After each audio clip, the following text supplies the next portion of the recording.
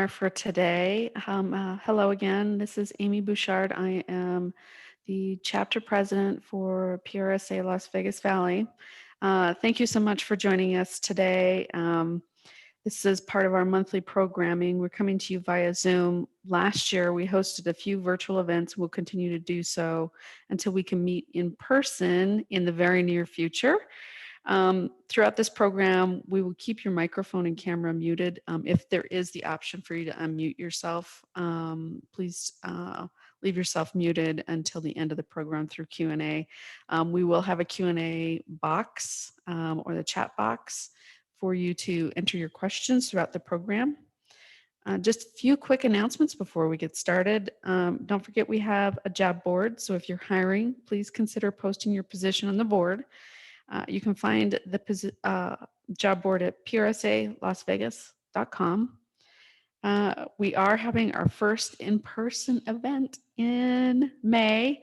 It's our membership mixer. We're teaming up with the American Marketing Association for a membership mixer Thursday, May 20th from 5:30 to 7:30 p.m. at Circle Las Vegas. Space is limited, so make sure that you purchase your tickets and reserve your spot in advance. You can visit our website at PRSALasVegas.com to get more information and to sign up. Just a reminder that our chapter is hosting the Western District Conference this fall, September 26th and 28th. It will be held at the Flamingo Las Vegas. Registration is open. You can visit either the chapter website for the link or go to prsawesterndistrict.org. With that, let's get to our program. Our program is titled Voices for Everyone. We will cover tactics and member resources to navigate some of the toughest communication challenges of the day, including misinformation, disinformation, malinformation, civility, civic engagement, diversity, equity, and inclusion. We are joined by our special guest speaker, Michelle Olson, who is chair of PRSA National. Welcome, Michelle. Thanks, Amy. I appreciate it. Yes. We're honored to have you here today. She's joining us live from Phoenix, so just a short drive away. She's the managing director and partner at Lambert, a full-service communications firm with offices in Michigan, New York, and Arizona. Her nationally recognized firm works with clients ranging from global brands to emerging leaders in a variety of industries, including automotive, mobility, consumer, education, financial, B2B, and food and beverage. She was recently elected as chair of PRSA National. So welcome, Michelle, and I will turn it over to you. Thank you.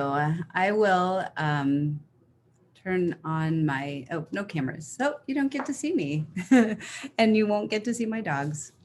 just hopefully they won't be wanting to be seen. I'll be sharing my screen here in a minute, but first I wanted to just say thank you for having me. I miss you, Las Vegas. You know, we are just a stone's throw away here in Phoenix. I don't know about you guys. It's crazy windy there because it is so windy here. And I think things come, you know, from the north often, but the spring is feeling good here. I'm hoping that hospitality is back in Vegas. It's back here, or at least starting to resemble the good old days pre-COVID when our hotels were full and the streets were busy and there's a traffic lineup. And I don't complain an ounce about it because it just means that recovery can really begin. I will be with you in September. I've got an invitation for that for one of the days. So I'll get to see you all in person, which will be really nice. I've co-chaired that conference twice. 2013 and 2019 or 2018, I can't remember which, with Abby Fink. And so if you need any help, we've got it dialed in. I've spoken with somebody about speakers and that kind of thing, but I just wanted to make sure that that offer stands. Because it's a tough thing. It's a big endeavor to put that thing on. So thank you for taking it on. And we always love coming to Las Vegas for that conference. If you're a member of PRSA, which I think you all are, you understand the value of what gatherings like that mean to us, what gatherings like today, intimate meetings, and your mix and mingle that you're doing in May. It's just the networking is such a big part of what we provide to each other. Outside of the professional development that PRSA brings, the networking is, it's just so important. I have been a part of PRSA since I was 19 years old. And I am absolutely convinced that I wouldn't be where I am in my career without it. I know that to be true. I was that kid in college that, or the kid in high school whose math teacher said, you know, you should pursue a career in liberal arts versus getting into any STEM or math kind of class. Like I would ever even think about that. And my guidance counselor talked me out of being a journalist and said that, you know, journalists don't make very much money. And I really didn't want to write all the time. So she led me toward public relations, and I didn't know what that was.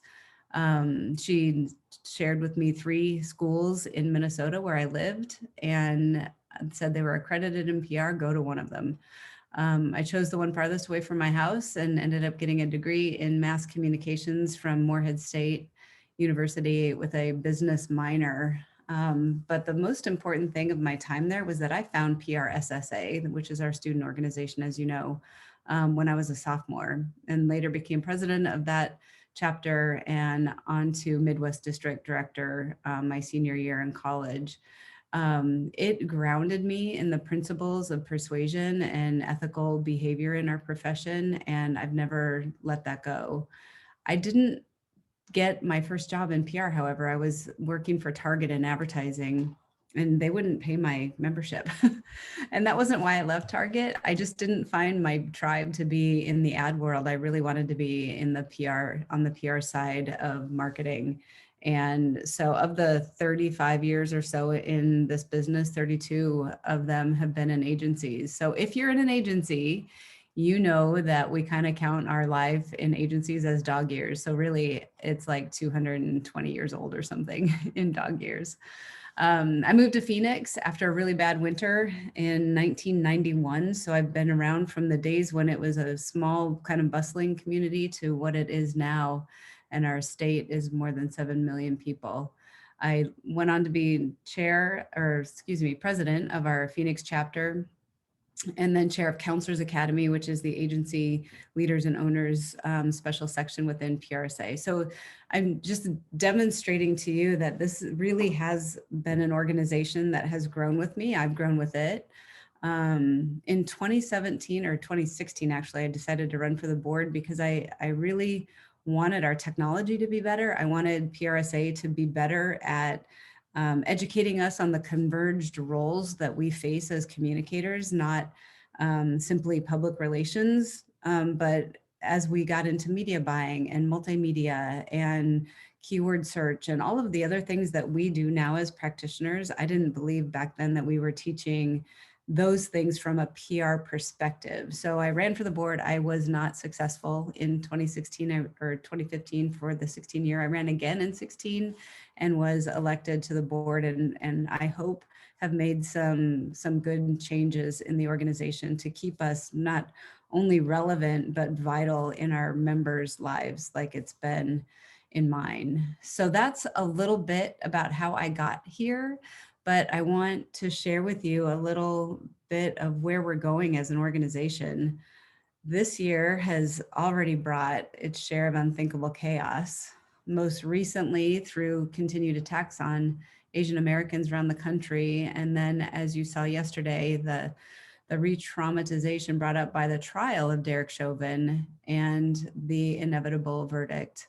The sense of relief and gratitude was overwhelming for me, as it was for many others, and it fueled a statement that we prepared and sent to you all this morning. I do believe that we will continue to be in a precarious position as a country and as a world, but I also believe that communicators can be at the center of changing things.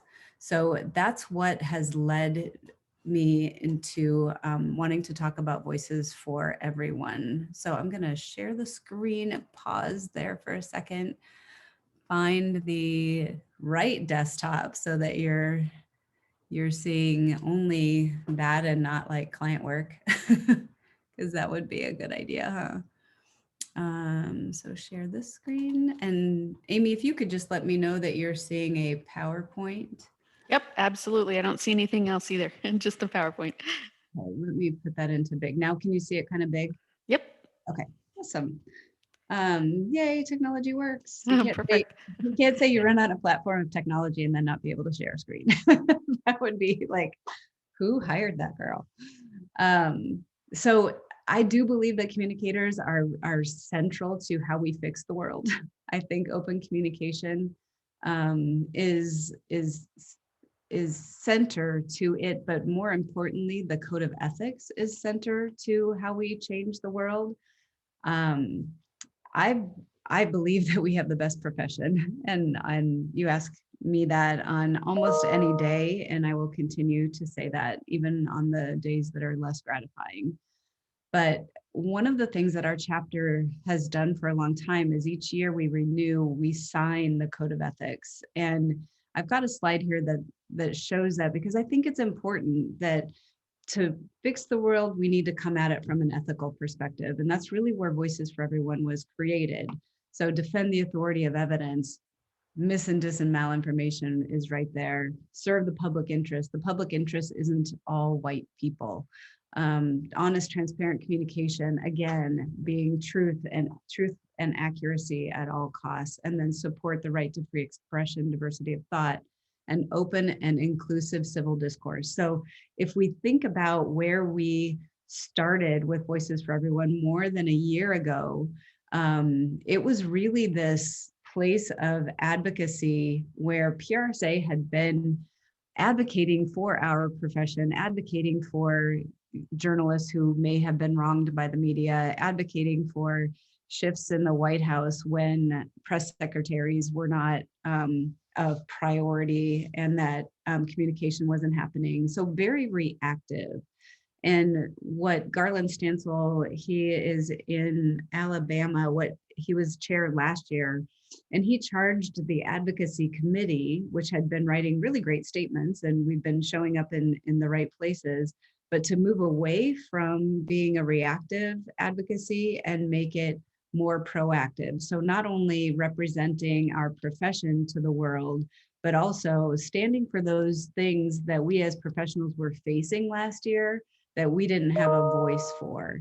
So I think that that's important to talk about. I think that Voices for Everyone is so important. I moved it out of advocacy and I put it into its own task force so that it would have resources and be able to create websites and other collateral that we need to really bring it to the forefront for our members. So I think it's the most robust member benefit that we have done in years. And I believe that I say that often enough that every media interview I've done in the last week and a half has used that as a headline, as not a headline, but as one of the key sentences. So we're making the rounds and talking about it. Bulldog Reporter, PR News, PR Daily. We're still trying to penetrate PR Week because we want to get that corporate audience to care about this as well. But we're facing some of the toughest issues that our profession hasn't faced, or I haven't. I mentioned 35 years in the profession, and I've not had to write statements about CEOs who were arrested in a civil protest for Black Lives Matter in any time in my career.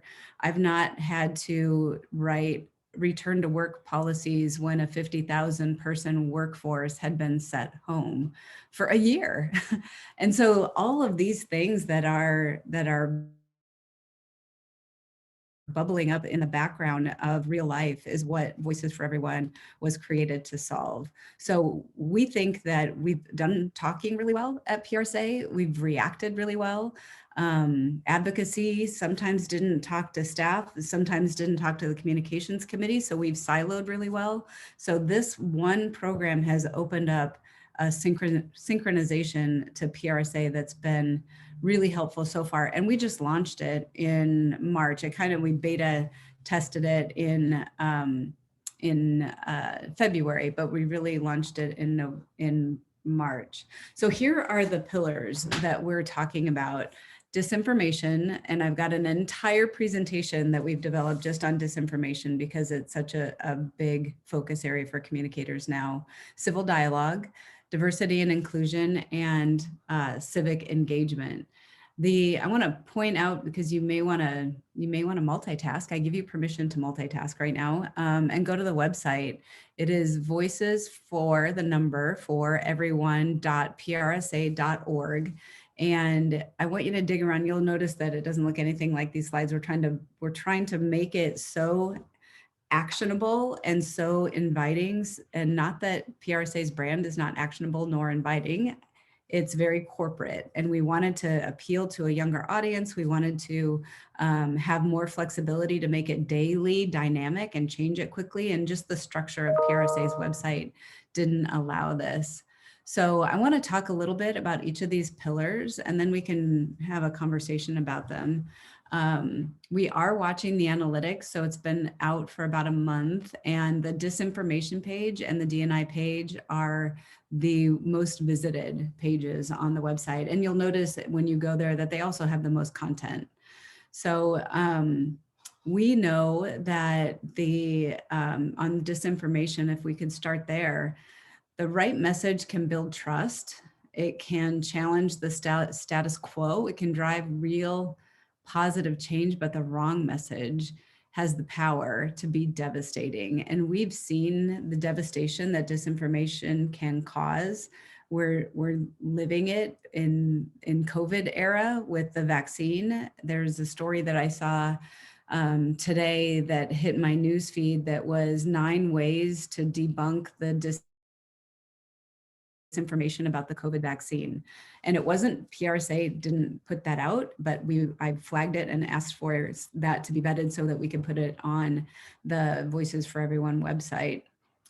Studies have shown that most Americans view disinformation as a serious threat to democracy, to the nation's economy, and how we recover from the pandemic.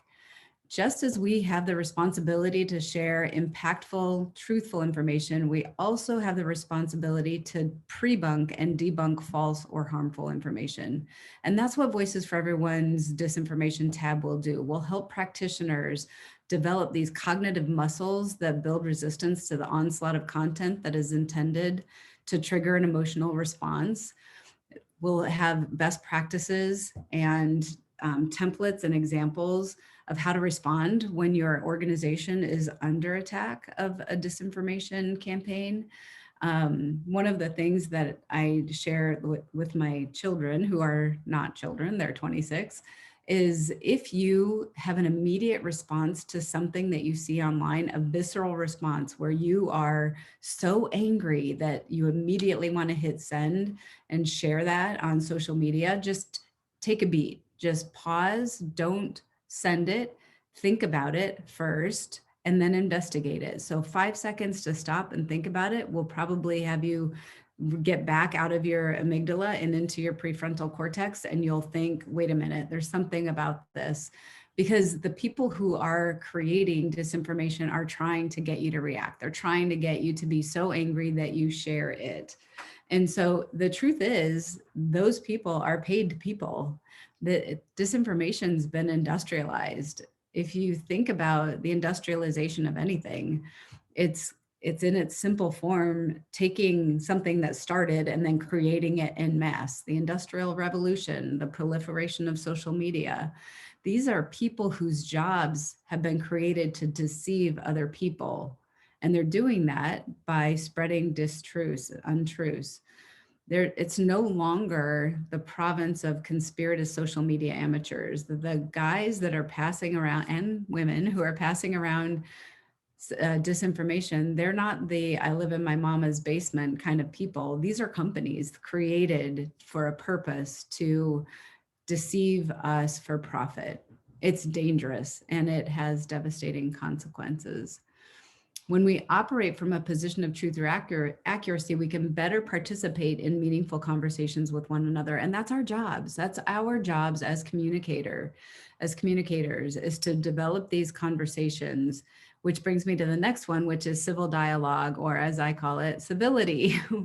We live in a world where civility needs to return. I think that enough people are trying to make it to come back to national discourse, to our communities and our workplaces, that it inevitably will be the norm. But we've got a white paper on the website, the Civility Task Force developed before there was Voices for Everyone. And in it, it says we're living in an age of rage. And I think the pandemic hasn't helped that. This was written pre-pandemic, but when you lock people up and take away some of the privileges that they didn't know were privileges and just was normal life, people get upset. Tensions are high. Mental health is an issue. And that age of rage is real. The task force in that paper, you'll find, wrote, the public relations profession has not only a professional obligation to respond to this growing crisis of incivility, but a moral one as well. Based on strategies of mutual engagement and adaptation, the public relations sector has the reach and expertise to deliver guidance and positive examples at scale to help institutions and organizations of all types function more effectively and realize their goals. So this was not written by a PR person. A man named Gary Savitz authored that paper with another man named John Goldberg, who is chair of Counselors Academy this year and has a crisis communications firm. But the science behind it came from a non-communicator who identified this was an issue and targeted PRSA to be the arbiter of bringing civility back to the world. I encourage you to take a look at that white paper. There's a lot of good thinking that went into it. And its very simplest form, what does that look like in practice? It starts by realizing we don't have to hate those who oppose our viewpoints. Super simple. We don't have to aggressively and publicly win all disagreements at all costs. I always ask people, when did we stop contacting people directly and letting them know their actions weren't appropriate or that they were harmful to themselves or harmful to others? When did we start outing them immediately on social media or worse, instead of dealing with them head on? As PR people, we provide counsel every day to clients and to our employers on how to address disagreements or outlandish claims. And we often don't use social media platforms to do so. We have a phrase internally at our agency that I started in 2008, which is take it offline and try to resolve it. 99% of the time it works. People are looking for attention. They're looking for the problems to be solved most of the time. Then there are people who are just trying to spread disinformation and people who are just looking for negative attention. But most of the time, if there's an issue, if you take it offline, it will be able to be solved. There's tremendous opportunity for civility and education when we open the door to these personal conversations about uncomfortable topics. Now, I also believe that occasionally that outing somebody has a place, and that if we really want to stop repeated bad actors, pointing it out to a larger audience might be the way to do that. But we can and should be able to stand up against behavior we disagree with by having direct conversations. And we might even be more impactful if we do that. But in order for that to happen, we need diverse voices at the table, which brings me to our focus on the third pillar, which is diversity and inclusion. And I say diversity, equity, and inclusion, because that's one of my personal goals, is to do what I can to create a more equitable and fair world. It's just a slight adjustment, and we've got content that addresses that as well. But it's not a secret. PR as an industry has failed to be as diverse and inclusive as it could be, particularly as it relates to the upper echelons of our industry. So the people who are controlling, the CEOs, CCOs, the managers, the owners. We know when we fail to embrace diversity, equity, and inclusion, we not only fail those who are excluded, we fail to be the best practitioners we can be. I believe that we as communicators must understand the cultural nuances of our target audiences, and having colleagues of diverse backgrounds makes our work better, more easily understood, and way more effective. I'm guessing that you are aware, as I am, that we at PRSA have struggled with lack of diversity in our membership, and we are working to address that head on. And this predates Voices for Everyone. PRSA is 72% white, and 70% white and 72% female. The 2020 census tells us that America is 50% female and 59% white. So at the very least, during my term, I would really love for us to mirror the demographics of our country. Our D&I committee is shared by two, sorry, I haven't been switching the slides. I've been staring at it, but not realizing you guys are seeing the same slide. Is chaired by two of the most passionate, enthusiastic, and connected professionals I've ever met. They're focused significantly on changing the demographics of our industry and of our organization. And this will continue next year under the leadership of our 2022 chair, Felicia Blow, who is African American.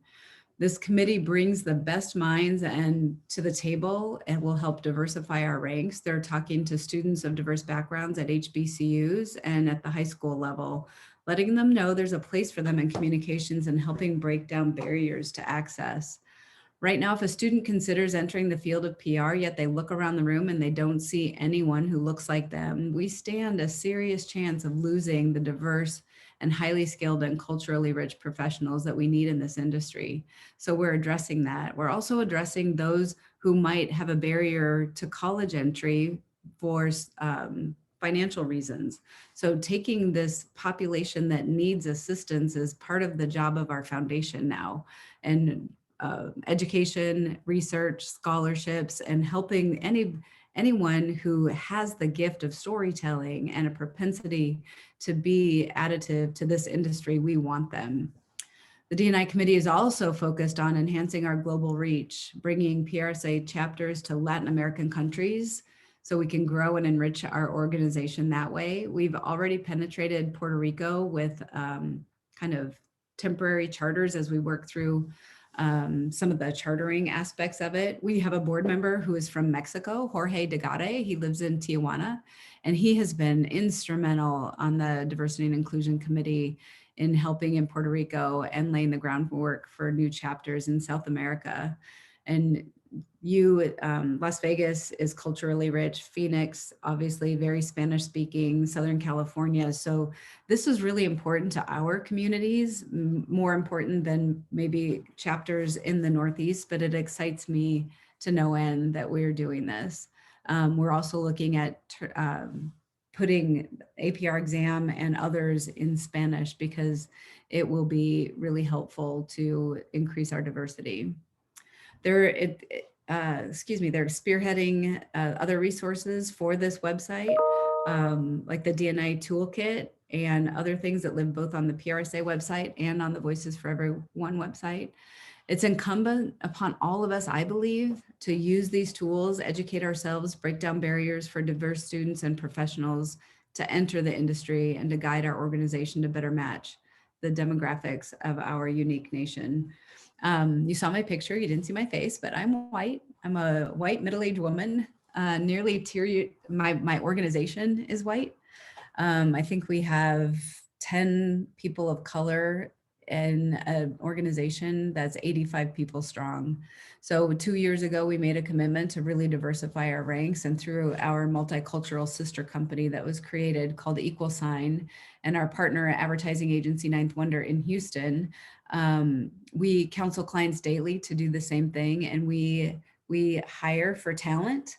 And we're advertising everywhere that people of color are looking for jobs, so that we are breaking down a barrier in that they may not be looking on Monster, or they may be looking on Monster, but they're looking on ColorCom, they're looking on Beepers, and that's where we're posting our jobs. And that's an example of being an ally, going where the audience that you're trying to attract is.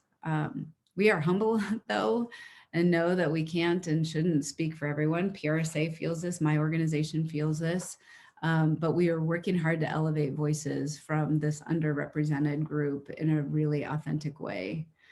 But you know as much as I do that it can't be done in a silo. The D&I committee came before Voices for Everyone. Here's just a glimpse of a couple of the things. I don't know if you saw the Diverse Dialogues book, which be turned into a speaker series.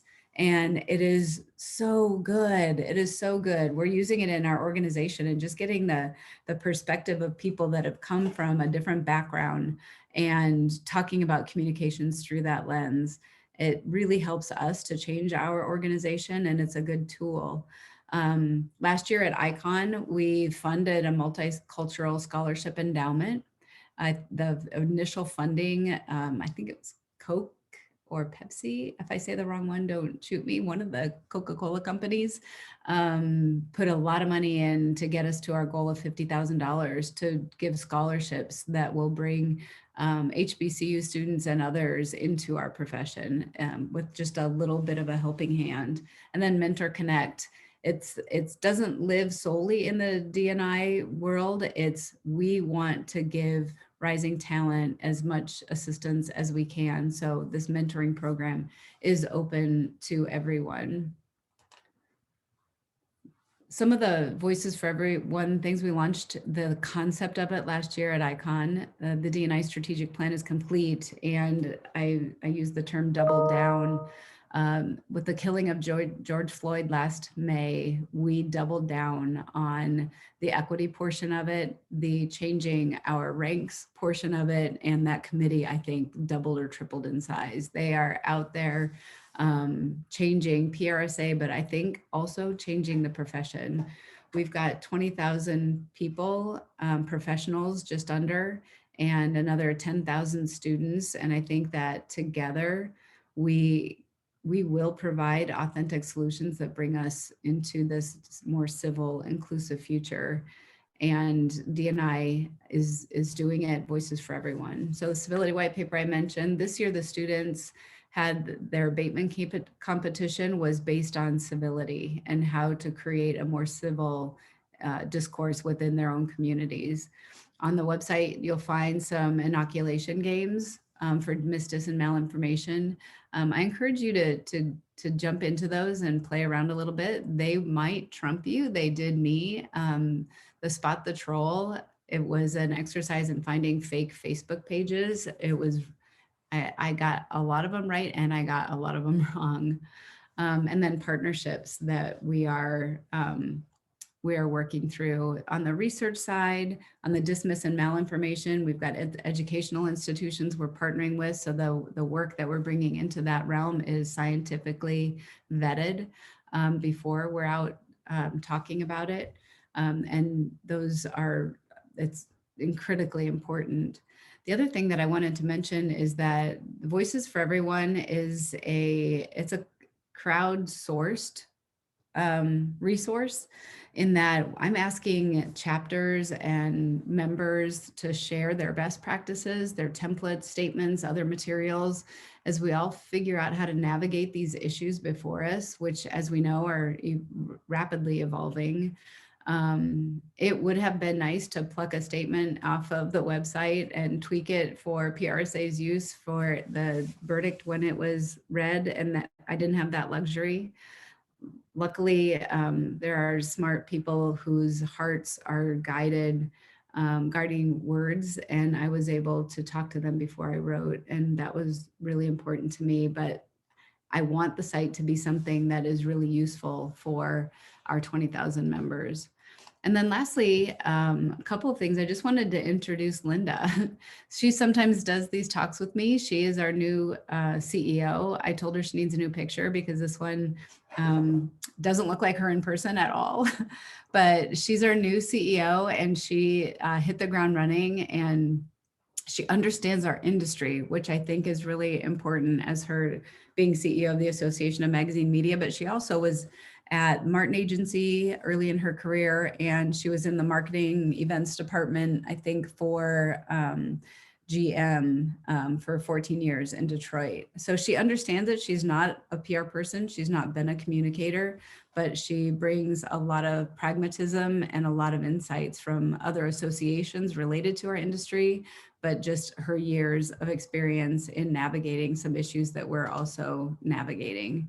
And then it is election time. So I'm being selfish right now. This is our current board of directors. I love them all. Many are rolling off this year if they're not running for a new year, and it's election time. So by May 25th, if you're interested in running for the national board, I guarantee you it will be one of the experiences of your life. It's not a job to just put on your resume if you are elected. It is a show up, be smart, be present, give your insights, have civil debate, and move PRSA forward in the direction of strength so that we can remain relevant among all of the communications organizations that exist. And then lastly, I wanted these, sorry, this is a little bit of an older slide because clearly February and March are gone. It is accreditation, it's APR month. So your chapter, I'm sure, is very active in promoting that. We are promoting the APR credential to hiring managers now. So reaching the HR function in organizations so that they start asking for it when they're hiring a CCO or hiring another senior leader in communication, that they start weighting the credential positively. What we're finding is many of them don't know what it is.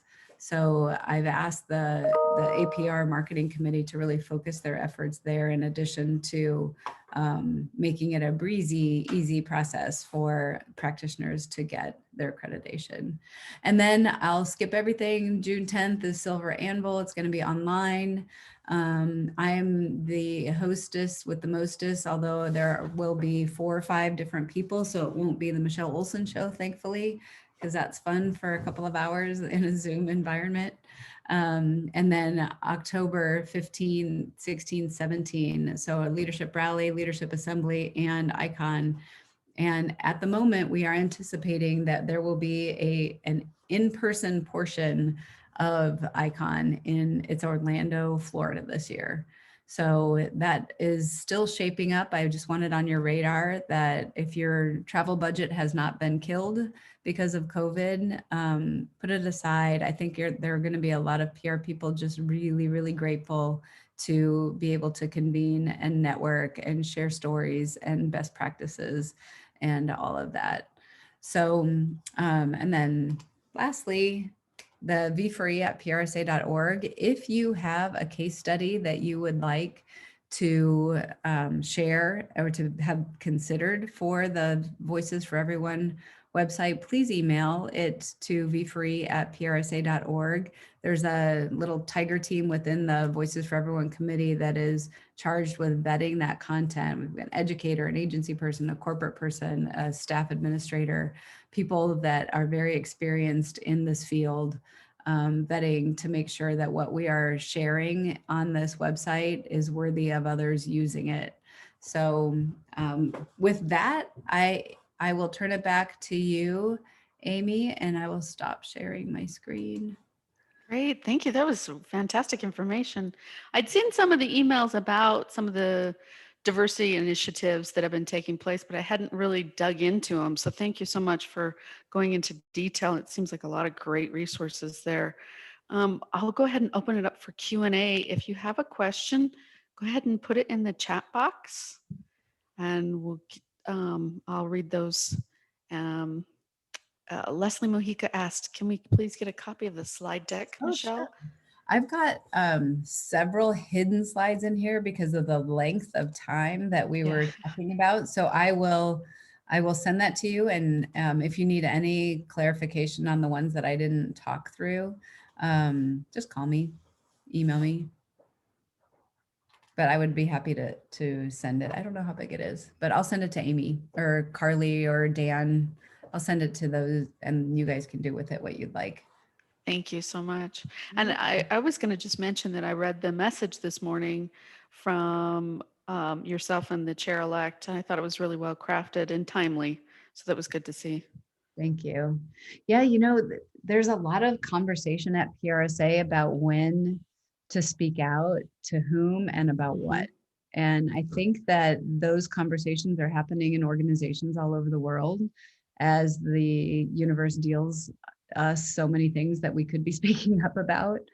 And that one I felt was really important to talk about because the verdict itself wasn't a communications issue, and we kind of we've netted to this place of we should talk about things that impact communicators and impact potentially journalists. I'm trying to get our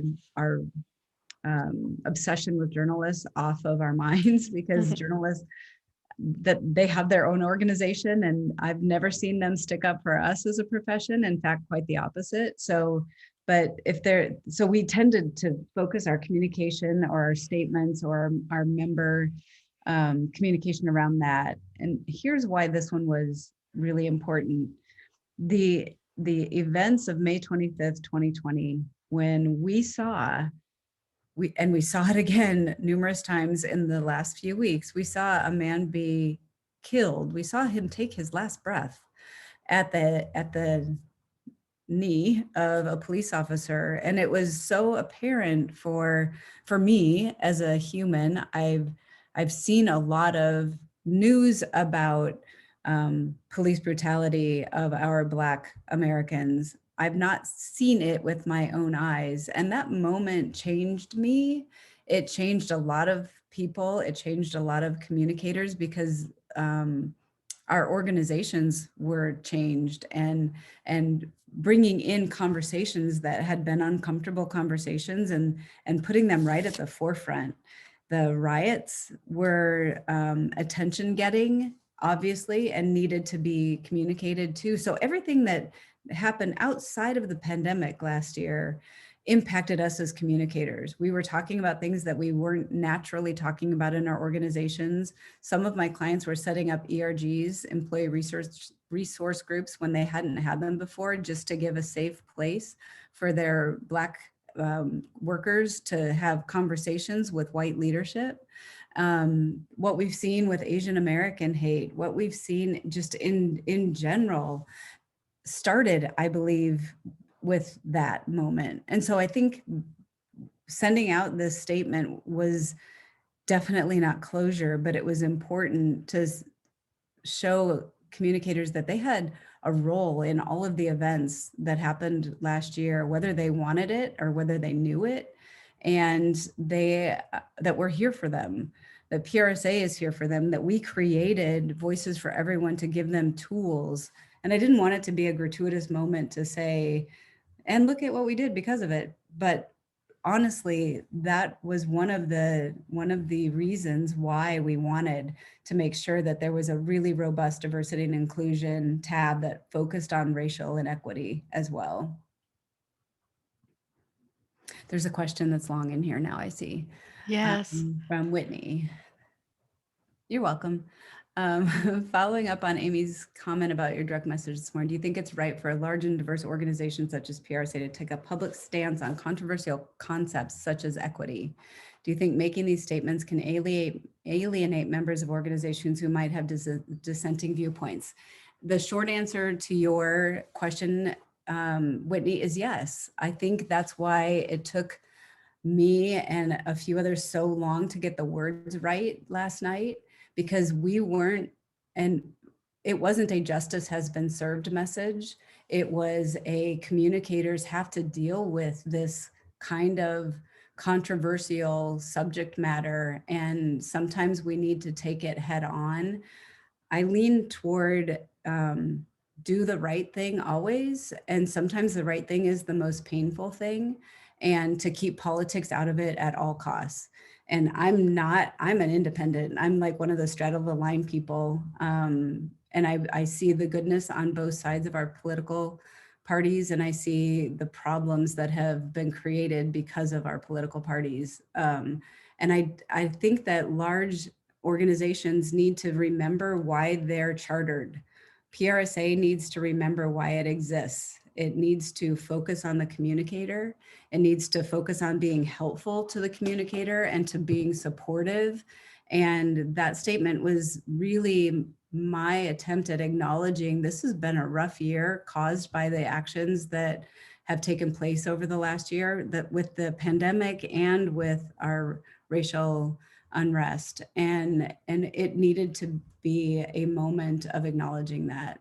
So I think that we should avoid alienating people at all costs. My career has been one of trying to be inclusive and not exclusive and not alienating, and to listen to all viewpoints. There are when this may be too much information, but in January, I had some strong feelings too about the violence at the Capitol, and was upset and tearful to see my country attacked that way, and democracy at risk, in my opinion.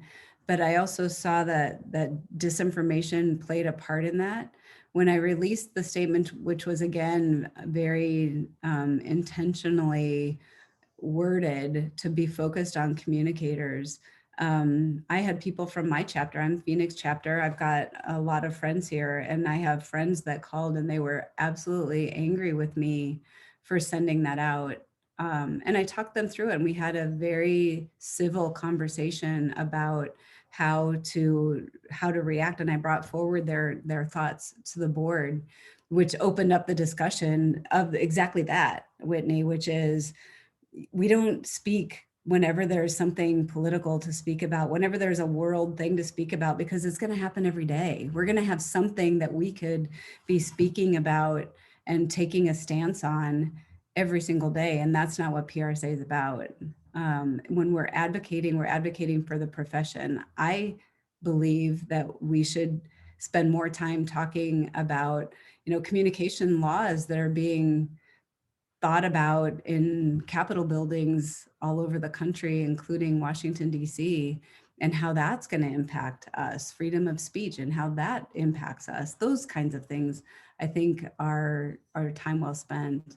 But I hope that this wasn't seen as a political stance. It wasn't intended to be. It was intended to be one of support for everything that we as communicators have had to do in the last year that we didn't know that we were going to be called upon to do. I hope that answers your question, Whitney. No, I think that was good. I think that it is a good reminder that as communicators, we are the voices on behalf of our companies and organizations. And like it or not, we're part of the public discourse. And the way we frame our communications really does impact how our organizations are viewed by the public, and it impacts our customers, it impacts our employees, and just the overall tone and tempo of discourse, public discourse. So it's very important that we are very careful with how we speak about things.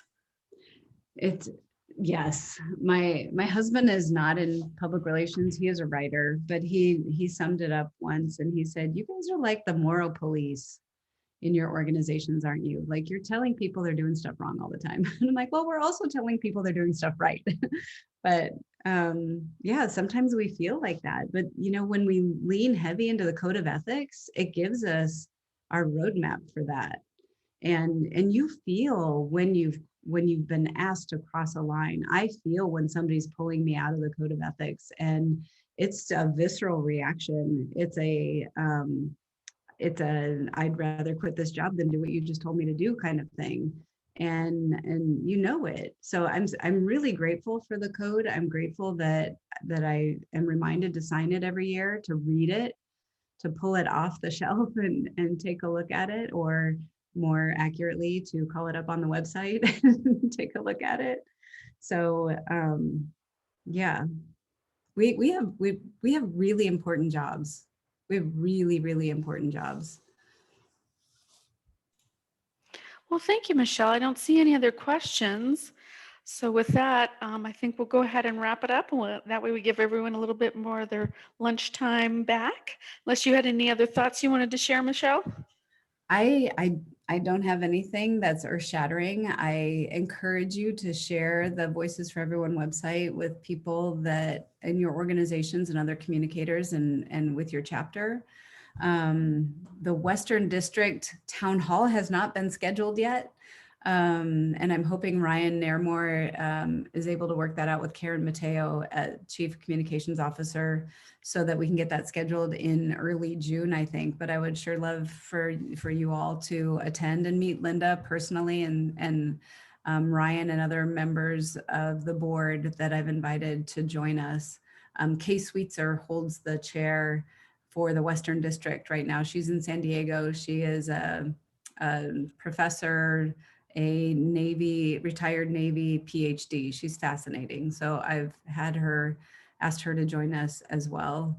So other than that, just, the love of the Las Vegas chapter within our Western District is always felt by everyone. And you guys are always so welcoming. And I think that we all just appreciate it. Well, thank you so much, Michelle. And yes, we'll definitely share the information about the town hall when it becomes available. Yeah. Thank you so much for joining us today. This was really a pleasure to hear your perspectives and hear more about the Voices for Everyone program. Well, thank you. And again, I'll get you the deck, and then if anyone has any questions, you're more than welcome to reach out to me directly. Great. Thank you so much. And with that, we close for today. Watch your email for more announcements for upcoming events. Thank you for joining us. Thank you. Bye-bye, everyone. Bye-bye.